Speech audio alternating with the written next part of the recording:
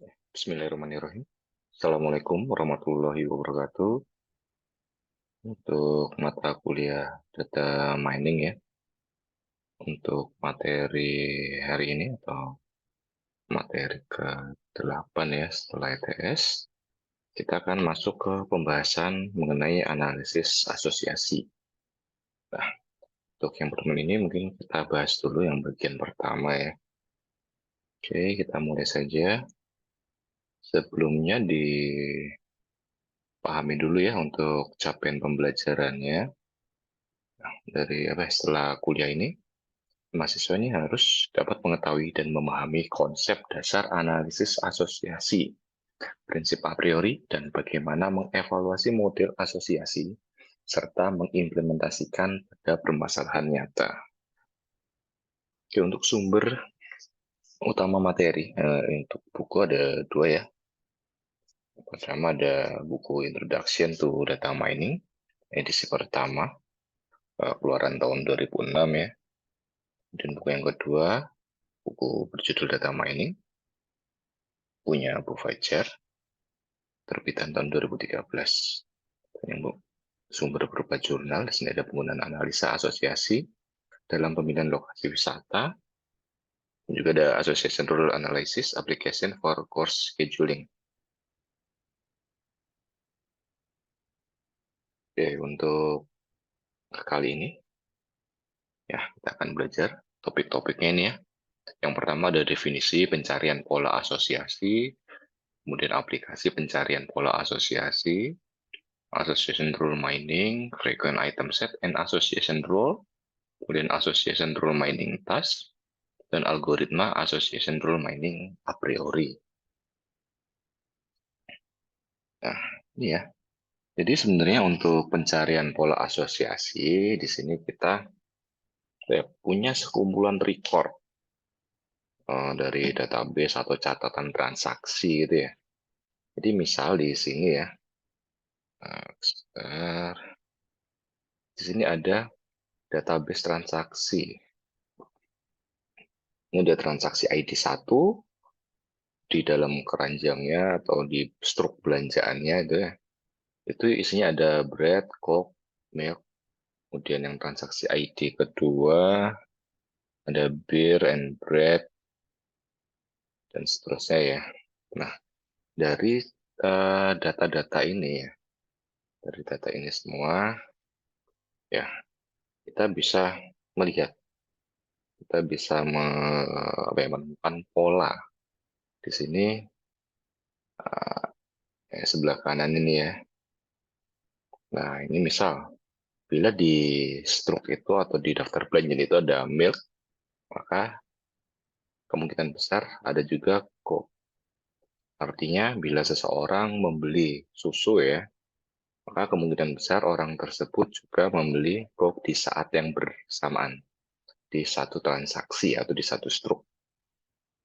Dan yang kedua, bila seseorang itu membeli diaper dan milk ya, di satu struk, maka kemungkinan besar orang tersebut juga membeli bir. Seperti itu. Oke, untuk aplikasinya ya. Jadi yang pertama ini yang di masalah marketing ya dan promosi penjualan. Misal ya dari sebuah toko atau apa itu. Di sini diketahui ya, bila ada orang yang membeli bagels, maka dia akan membeli juga potato chips. Nah, di sini ada antecedent. Antecedent itu bagels itu sebagai antecedent dan potato chipsnya ini sebagai konsekuen. Nah, untuk di konsekuennya di potato chipsnya sendiri ya mungkin ya misal di sini ada produk baru atau merek baru untuk potato chips ya untuk meningkatkan penjualan potato chips ini maka dia harus diletakkan di dekat bagels. Jadi itu fungsinya untuk meningkatkan potato chips ya. Nah, kemudian kalau kita lihat pada sisi antecedennya ya, di sini kita akan bisa melihat produk mana yang akan kena dampak. Jika misal ya toko tersebut tidak lagi menjual bagels. Nah, di situ akan terlihat ya, bila toko itu tidak menjual bagels, maka kemungkinan besar penjualan potato chips akan menurun. Yang pertama. Kemudian yang kedua, masalah pengaturan rak di supermarket. Ya, sama seperti tadi ya. Jadi, di suatu supermarket ya, akan menggunakan pola asosiasi ini untuk penataan atau untuk display barang-barangnya. Jadi seperti ini tadi ya, bila orang membeli bagels, akan membeli potato chips. Jadi ya, antara bagels dan potato chips diletakkan di tempat yang berdekatan.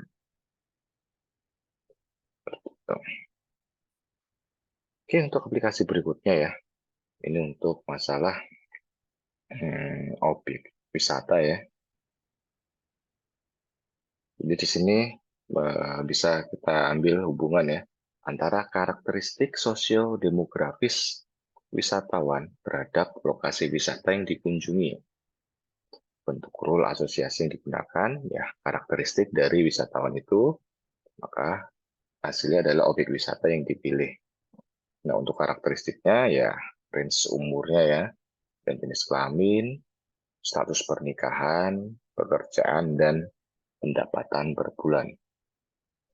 Ini untuk karakteristiknya. Dan aplikasi berikutnya ini studi kasus ini ya di Informatika Unta masalah penjadwalan kuliah. Ini diambil kita dapat data antara tahun 2007 hingga tahun 2013 ya. Untuk item setnya yaitu dosen, mata kuliah, hari, waktu, dan kelas. Nah,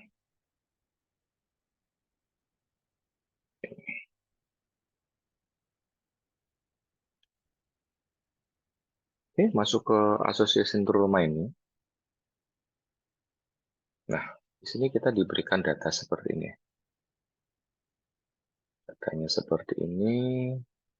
Kemudian kita harus bisa mendapatkan rule yang bisa memprediksi kejadian suatu item ini berdasarkan kejadian item lain dalam transaksi. Ini ya. Oh, bentar.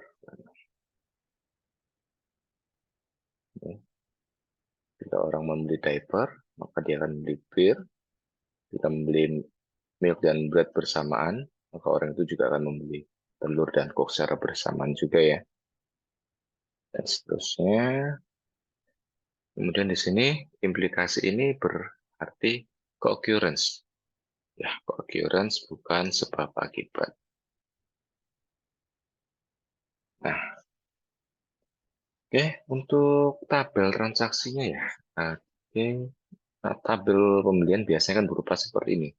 Tetapi kita harus merepresentasikannya menjadi bentuk biner. Ini misal ya, kita kelompokkan per ID transaksi. Per ID transaksi. Oke. Nah, kemudian di sini ada itemnya, ada pena, tinta, susu, jus, dan air. Ya, pena, tinta, susu, jus, dan air di sini. Oke, kita lihat yang pertama pada transaksi ID 111. Oke, ini jumlahnya, tetapi di yang representasi biner, kita hanya akan simbolkan ya, kita tulis 1 bila ada barang tersebut di ID transaksi, 0 bila tidak ada ya. Misal di 111 ada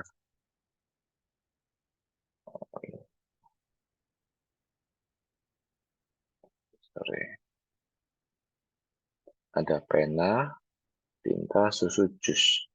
Pena, tinta, susu, dan jus. Sedangkan air tidak ada ya. Air 0. Kemudian kita lihat di yang transaksi ID 112.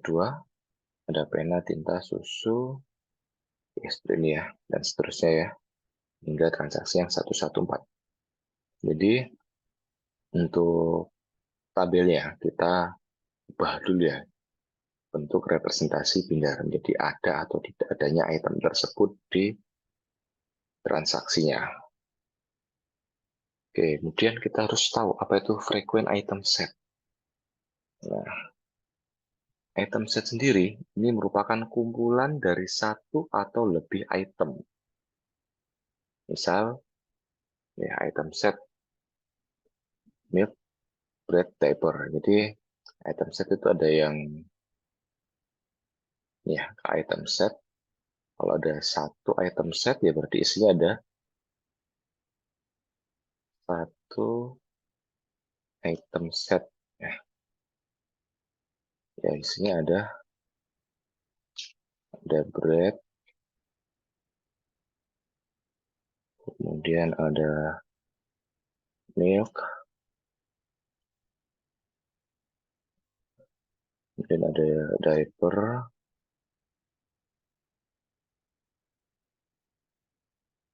ada beer, dan seterusnya. Ini kalau ada disebut yang dua item set, berarti ini ada dua isinya, ada bread sama milk. Ya kita pakai kurung kurawal ya untuk melambangkan di himpunan. Kemudian ada bread dan diaper. Kemudian ada bread dan beer. Ada juga bread dan eggs. Dan seterusnya. Kalau 3 item set ya berarti himpunannya 3. Ya misal bread, diaper, beer, bread, diaper, eggs, dan seterusnya. Oke. Dan support count. Support count ini merupakan frekuensi kejadian dari suatu item set. Misal kalau item set ini yang di sini ya, milk, bread, diaper. Kita lihat milk, bread, diaper ini muncul secara bersamaan di berapa transaksi. Milk, bread, diaper. Ini kan. Berarti 2 ya. Oke, misal kalau yang satu item set, bread ada berapa? Ada 1, 2, 3, 4. Jadi kalau bread sendiri ada 4 untuk support count-nya. Milk ada 1, 2, 3, 4 juga. Ini 4. Dan seterusnya. Jadi tergantung ya. Dia himpunannya apa saja, item setnya apa saja. Nah, sedangkan support sendiri adalah rasio transaksi yang berisi sebuah item set. Nah, misal untuk ini tadi ya. Ini kan dia support count-nya 2. Dari jumlah transaksinya 5. Tadi supportnya 2/5. Kalau bread sendiri, supportnya ya berarti 4/5, milknya 4/5. Kemudian yang disebut dengan frequent item set adalah ini item set yang memiliki support lebih besar atau sama dengan sebuah nilai ambang ya yang disebut minimum support. Oke. Misal, oke nanti aja ya. Ini association rule. Association rule ini merupakan ekspresi implikasi yang berbentuk X. X ini ya, di mana X dan Y adalah item set. Contoh, ya, bila orang membeli milk and diaper, maka dia akan membeli beer. Nah, untuk evaluasi rule-nya, kita menggunakan 2 ukuran. Yang pertama, itu support, dan yang kedua, ukuran confidence. Untuk support sendiri, ini merupakan rasio transaksi yang terdiri dari X dan Y.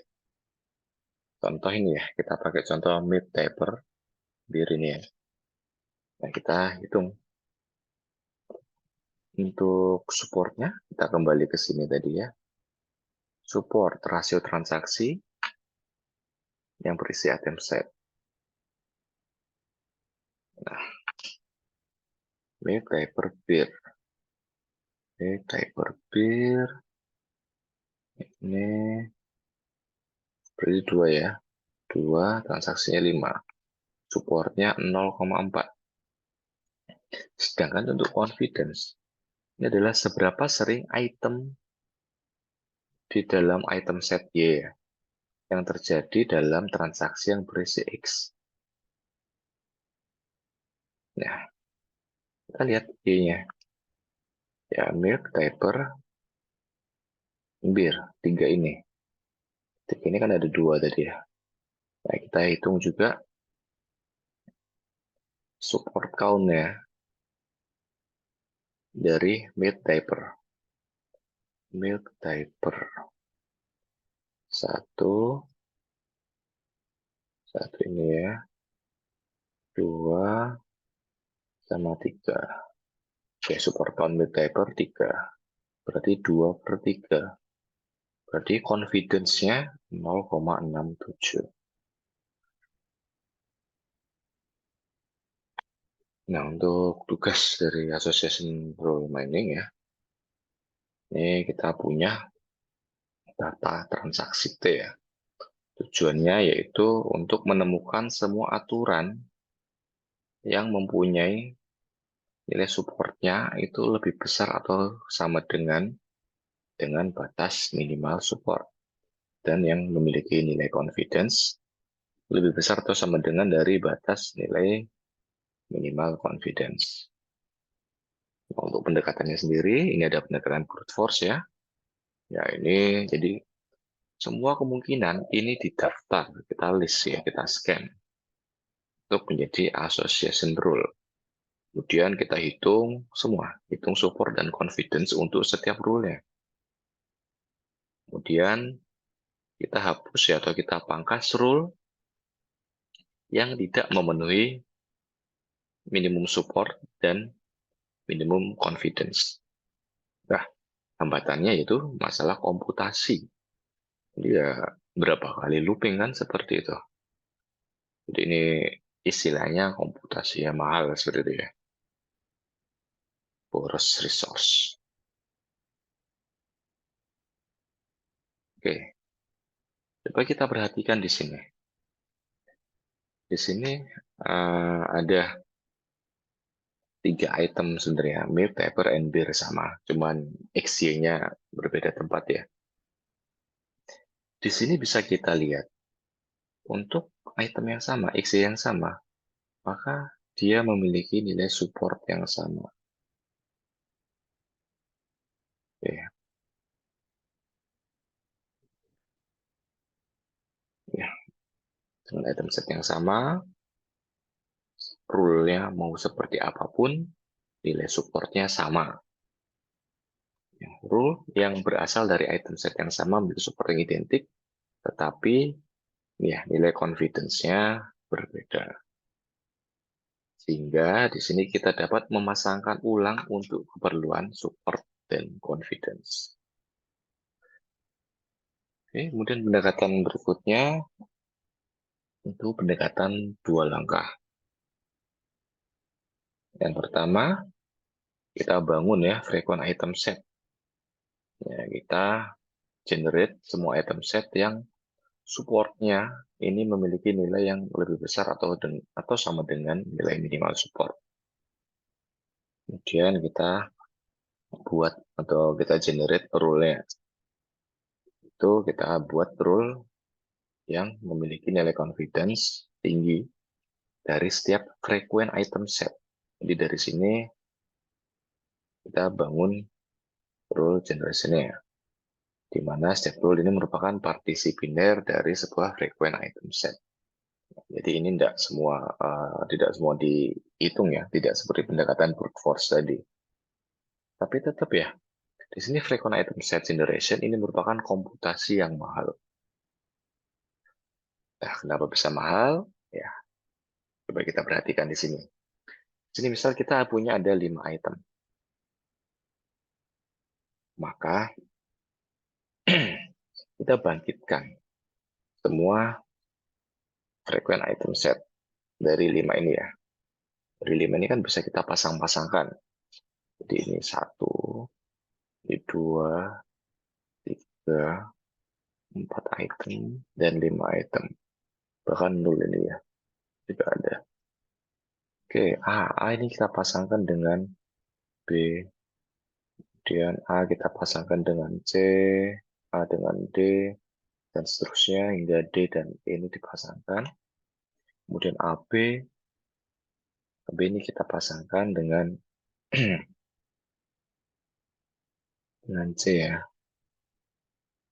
AB pasangkan dengan AC jadi ABC, AB dengan AD jadi ABD dan seterusnya hingga CDE. Nah, kita bentuk lattice ya dari semua kemungkinan ya. Bisa kita lihat di sini jumlah kemungkinannya ada 2 pangkat D, di mana D-nya adalah jumlah item. Jadi ini ada 32. Ada 1, 2, 3, 4, 5, 6, 7, 8, 9, 10, 11, 12, 13, 14, 15, 16, 17, 18, 19, 20, 21, 22, 23, 24, 25, 26, 7, 28, 29, 30, 31. Ya, jadi di sini ada 32 kemungkinan kandidat item setnya. Brute force, tiap item set dalam lattice ini merupakan sebuah kandidat frequent item set. Dan hitung support dari tiap kandidat dengan memindai basis data. Nah, misal N ini adalah jumlah transaksinya, W ini adalah jadi lebarnya, berapa itemnya ya untuk tiap set. Angka item setnya.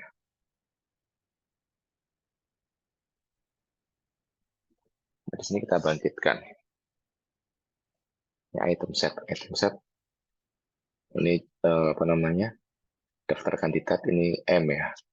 Di mana M seperti yang kita lihat tadi, M ini sama dengan 2 pangkat D. 2 pangkat berapa itemnya. Nah, untuk menghitung kompleksitasnya ini jumlah transaksi dikalikan list atau jumlah kandidatnya, kemudian dikalikan W-nya ini. Ya, ini sangat tinggi sekali. Ya, bisa kita lihat di sini ada 3 kali perulangan, jadi kita harus scan semua M, semua list kandidat, kemudian di semua transaksi, dan di semua item set ya, dan seterusnya. Nah, di sini bisa kita lihat ya, kita hitung ya. Di sini untuk menghitung kompleksitas, ini ada 3 pangkat D dikurangi 2 pangkat D plus 1 ditambah 1. Misal D-nya adalah 6. Maka kita bisa mendapatkan 602 rows. Banyak sekali. Nah, di sini kita perlu strategi ya untuk generate frequent item set. Yang pertama yaitu menurunkan jumlah kandidat atau M-nya. Ya, kalau kita melakukan pencarian lengkap, ya M-nya ini sama dengan 2 pangkat D. Di sini kita menggunakan teknik pruning, pemangkasan ya, untuk menurunkan jumlah kandidat M-nya ini. Dan yang kedua, dengan cara menurunkan jumlah komparasi NM-nya tadi ya, transaksi sama kandidatnya tadi. Ini kita menggunakan struktur data yang efisien untuk menyimpan kandidat transaksi, dan di sini tidak memerlukan pencocokan setiap kandidat terhadap setiap transaksi. Yang pertama, untuk penurunan jumlah kandidat, di sini kita menggunakan prinsip a priori ya. Nah, di sini kita harus pahami ya, jika sebuah item set ini sering muncul, maka semua subset dari item set tersebut juga sering muncul.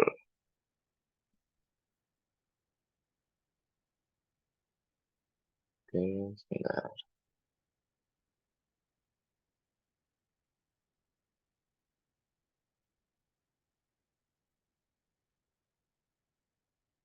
Oke, jadi ilustrasinya seperti ini ya. Apa lagi?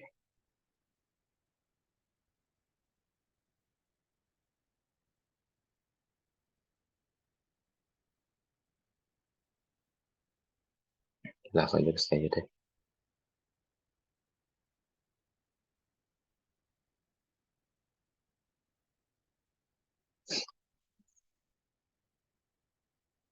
Itu dia yang ada 5 item. Misal di sini AB adalah infrequent. Infrequent itu berarti dia nilainya lebih kecil daripada minimum support. Maka di sini semua yang mengandung AB kita pangkas ya. Jadi kita hapus. Karena sudah pasti support dari ABC, ABD, ABE, ABCD, dan ini semua ya yang mengandung AB, ini tidak mungkin melebihi dari AB. Ya, AB-nya sendiri infrequent, jadi tidak mungkin turunannya itu memiliki support yang lebih tinggi. Di sini kita hapus, kita prune. Yang semua ada AB-nya. Jadi kita hanya tinggal menghitung sisanya saja. Oke, kita lihat di sini. Lebih jelasnya di sini ada 6 item ya. 6 item. Ini ada K1, ini yang kedua, ini yang ketiga. Nah, jika di sini minimum supportnya adalah 3 ya. Berarti untuk X, dan COP ini kita hilangkan. Jadi pasti yang mengandung COP dan X ya tidak akan lebih tinggi dari ini nilainya. X tidak akan lebih tinggi dari 1, COP tidak akan lebih tinggi dari 2 bila ada K2-nya di sini. Jadi kita masukkan K2-nya yang tidak mengandung COP dan X. Jadi kita dapat K2-nya ada bread milk, bread beer, bread diaper, dan seterusnya ya. Nah, kita lihat support count-nya. Nah, sini bread beer dia hanya 2, berarti kita tidak usah masukkan. Ini tidak usah kita masukkan. Jadi, bila ada bread beer dan milk beer, kita hapus ya. Kita tidak usah masukkan.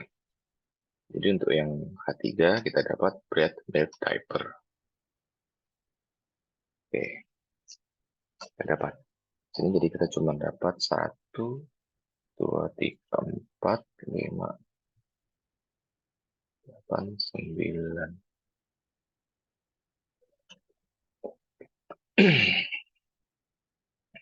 Ya ini break 6 kalau kita nggak pakai pruning ya. Jadi ya kemungkinan 2 pangkat D. 2 pangkat 6. Jadi ada 64.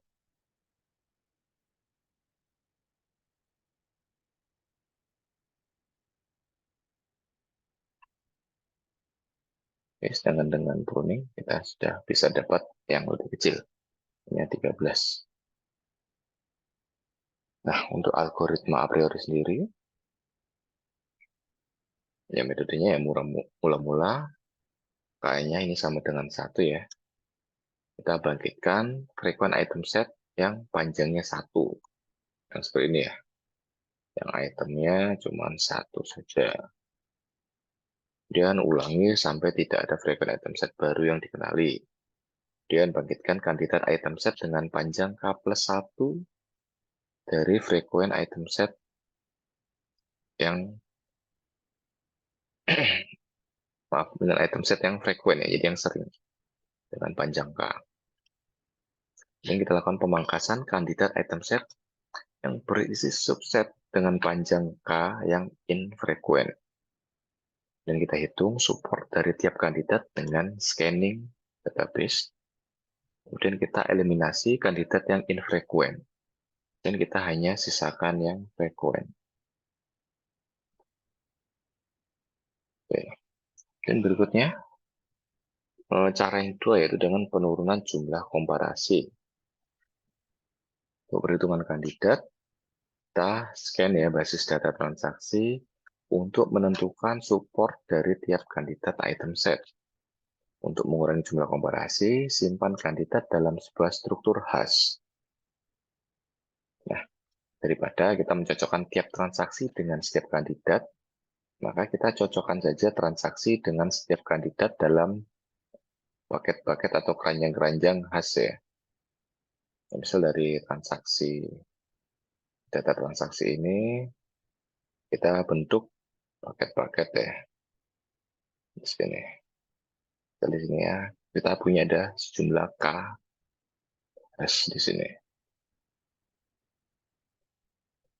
Nah, misal ya di sini kita ada 15 kandidat item set dengan panjang 3, berarti K3 ya. Ada 145, 124, 457, 125, dan seterusnya. Di sini, ya, untuk membangun hash tree, yang pertama, kita butuh dua ini. Kita butuh fungsi hash. Misal kita pakai fungsi P modulus 3, di mana P adalah nomor item. Jadi di sini, kita tidak menyebut bread, milk, diaper, beer, tetapi kita kasih kode, misal bread 1, milk 2, diaper 3, beer 4, X5, dan seterusnya ya. Misal di sini nomor itemnya 1-9 saja. Dan berikutnya kita tentukan ukuran simpul daun ya, maksimum. Jadi di dalam satu web ini maksimal berapa? Misal di sini kita pakai maksimalnya 3. Oke, kita langsung masuk ke contohnya saja. Ini ya. Kita lihat di sini, kita pakai as function. Oke, ini mungkin agak bingung ya. Jadi as functionnya ini kan modulus 3. Bisa bagi 3 itu kan ada 1, 2, dan 0 kan. Misal 147 masing-masing ya. Bila dibagi 3, kan masih ada sisa 1. Kemudian 258 pembagian 3, sisa 2. Dengan 369, bila dibagi 3, dia sisanya 0. Seperti ini ya. Kemudian max if size-nya 3. Nah, ini misal ini paket yang pertama ya. Lalu sorry. Nah, kita lihat apakah lift size-nya lebih dari 3. Iya, di sini ada 15. Berarti kita harus pisahkan. Ada 1, 2,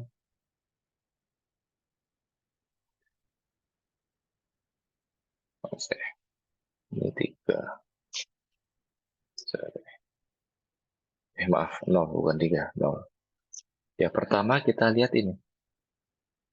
Nomor item yang pertama.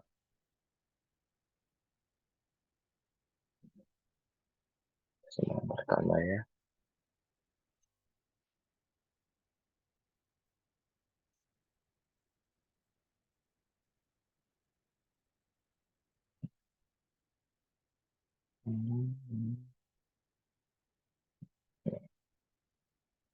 Ya, kita lihat 145.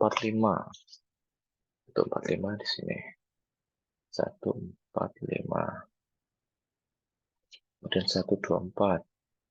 Ini enggak 124.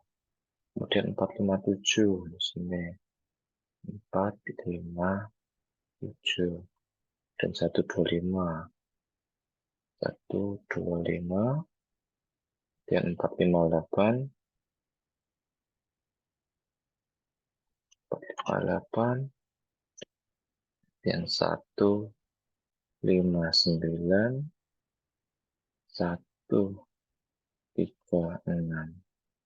Kemudian 234 di sini, 234, dan 567. 5 di sini, 567, kemudian 345 di sini, 345, kemudian 356, 356, 357,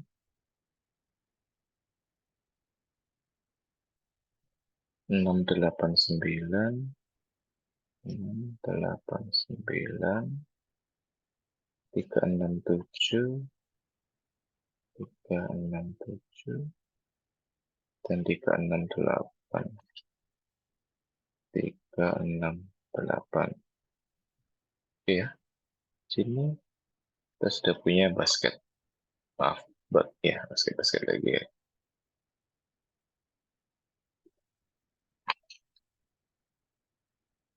Nah, kita cek lagi max lift-nya. Nah, ini kan lebih dari 3. Ini harus dibagi lagi. Sedangkan ini kan hanya 2, berarti ini sudah oke. Yang 0 juga lebih dari 3, harus kita bagi-bagi lagi. Ini 1, 2, 0. Ini sama ya. 1, 2, 0. Oke, yang fungsi modulus tadi. Nah, di sini kita sudah tidak bisa menggunakan nomor item yang pertama. Ini kita gunakan yang nomor item kedua.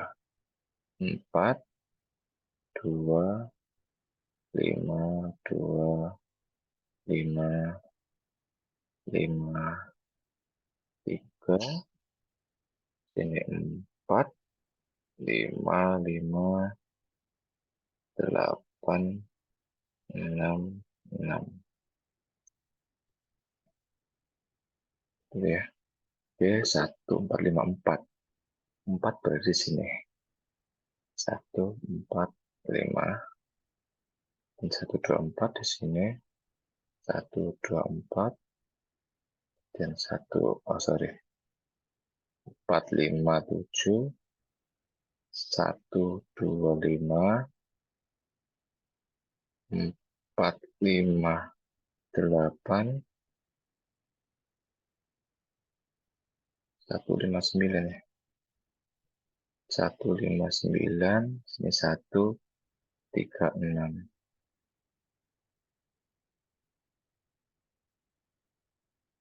Ini kita punya target lagi.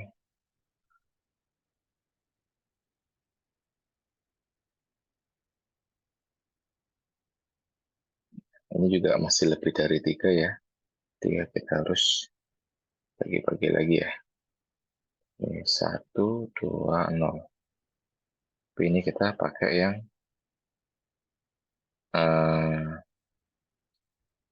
nomor item yang ketiga. 4, 7, 5, 8, 9. Nah, ini nanti kalian tuliskan sendiri.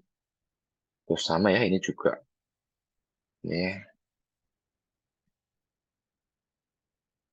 4, 4 di sini. 3, 4, 5. Kemudian 3, 5, 6 sini. 3, 5, 6. 3, 5, 7. 8 di sini. 6, 8, 9. 6 di sini. 3, 6, 7. Dan 3, 6, 8. Ya, di sini sudah tidak ada yang lebih dari 3. Ini sudah ya.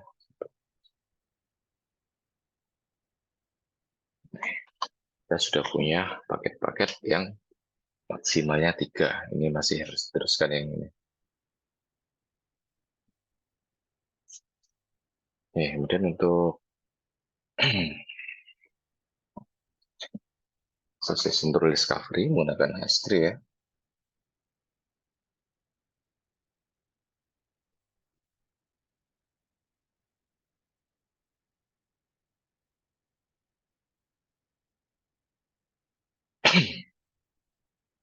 Nah, di sini kandidat ini sama ya. Fungsinya kita pakai modulus. Kita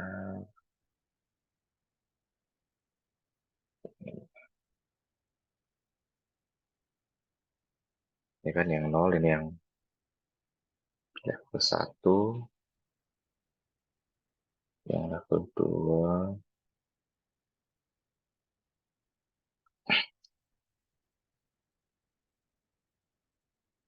yang level 3.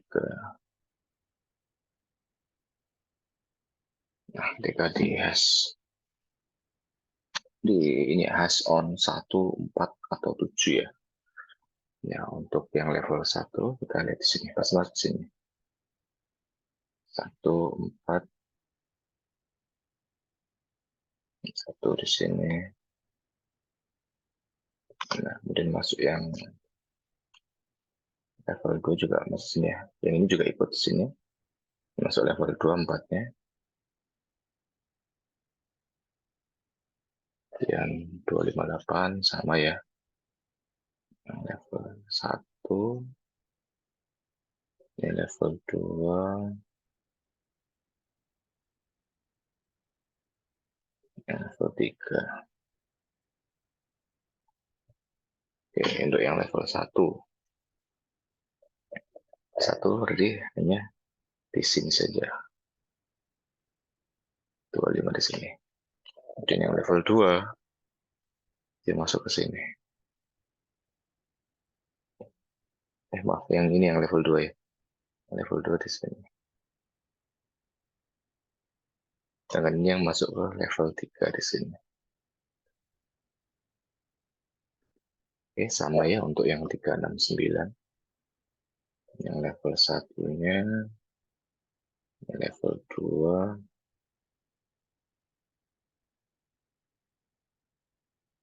level 3.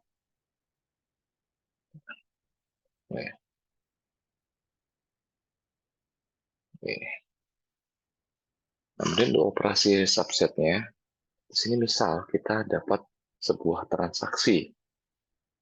Di sini ada 6 item, yaitu item nomor 1, 2, 3, 4, 5. 1, 2, 3, 5, 6 ya. Yang pertama, untuk level 1 ya, kita ambil aja.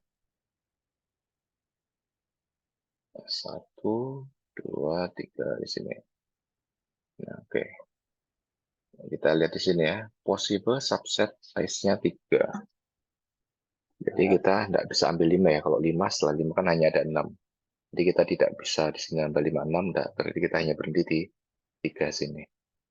Karena 3 di sini. Tidak bisa kurang dari 3. Kemudian masuk ke level 2. Masuk ke level 2 berarti 1 kita gabungkan dengan 2. Kemudian 1 sama 3. 1 sama 5. Nah, 1 sama 6 enggak ya. Karena kembali lagi ke sini, possible subsetnya ukurannya 3. Yang bisa dipasang-pasangkan ini ya. Sama untuk 2 juga. Kemudian 2 kita pasangkan dengan 3, dan 2 kita pasangkan dengan 5. Hanya 3, 5.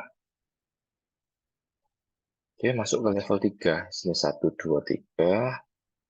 Dan 1, 2, 5. 1, 2, 6. Untuk yang 1, 3, ini ada 1, 3, 5, dan 1, 3, 6. Untuk 1, 5-nya, 1, 5, 6. Untuk yang 2, 3, 2, 3, 5, dan 2, 3, 6. Jadi kita pasang-pasangkan seperti ini. 2, 5, 6. Ini 3, 5, 6. Ini subset yang berisi 3 item.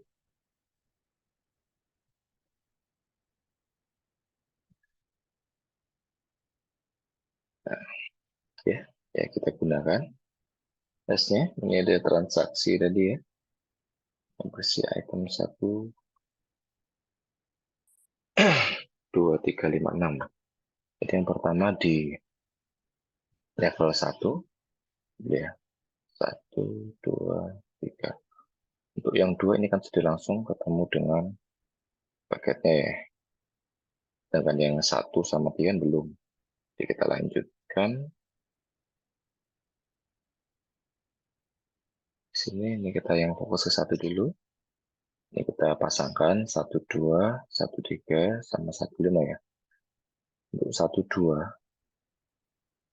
1, 2, dengan 1, 2, 0. 1, 2 masuknya ke sini.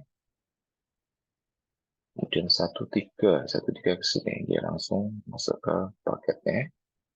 Dengan 1, 5. Nah, masuk ke sini harus diturunkan lagi. Ini sama ya, 3 juga.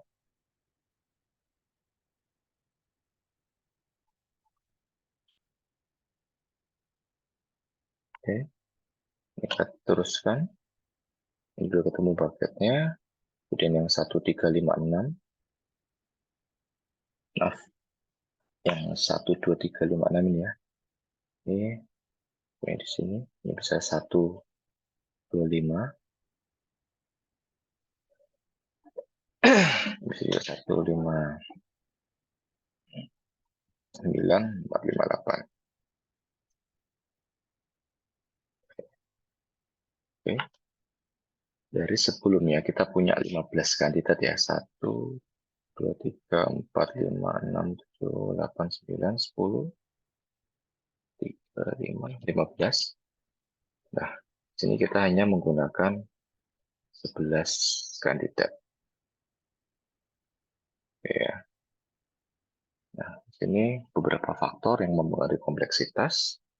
Yang pertama, yakni pemilihan nilai ambang minimum support, di mana nilai ambang minimum, nilai ambang support yang lebih rendah, ini akan menghasilkan lebih banyak frequent item set, dengan lebih banyak kemungkinan yang nilainya di atas itu kan.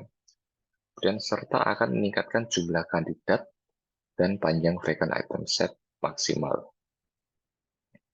Dan untuk jumlah item dari dataset ini mempengaruhi kompleksitas ya, karena lebih banyak ruang yang dibutuhkan untuk menyimpan perhitungan support dari tiap item. Jika jumlah frequent item juga meningkat, harga komputasi dan input-output ya juga meningkat. Ini ukuran basis data, ya, karena di sini a priori mempunyai banyak fase, maka runtime dari algoritma ini mungkin meningkat dengan jumlah transaksi. Kemudian lebar transaksi rata-rata. Jadi maksudnya adalah di satu transaksi itu ada berapa banyak item sih dalam satu transaksi. Nah, maka lebar transaksi meningkat ini sejalan dengan meningkatnya kepadatan dataset. Mungkin akan meningkatkan panjang frequent item set maksimal dan penelusuran dari pohon hash, di mana jumlah subset dalam sebuah transaksi ini meningkat terhadap lebarnya. Oke, untuk analisa asosiasi, untuk bagian pertama mungkin cukup sampai di sini dulu ya. Dan kita lanjutkan lagi di pertemuan berikutnya. Oke, terima kasih. Wassalamualaikum warahmatullahi wabarakatuh.